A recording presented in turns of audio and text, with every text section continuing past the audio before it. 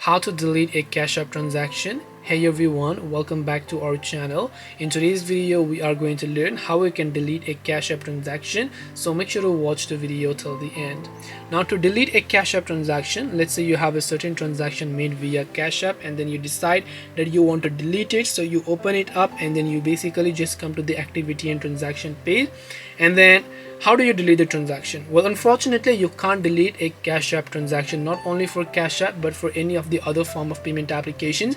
The law doesn't allow an application to delete the transaction history, because this is done to prevent fraud and to make the platform more secure, because you might send money to someone but then they might say later that they didn't receive the money after deleting the transaction. That is why the transaction history always needs to be there for any sort of evidences of the exchanges between two parties.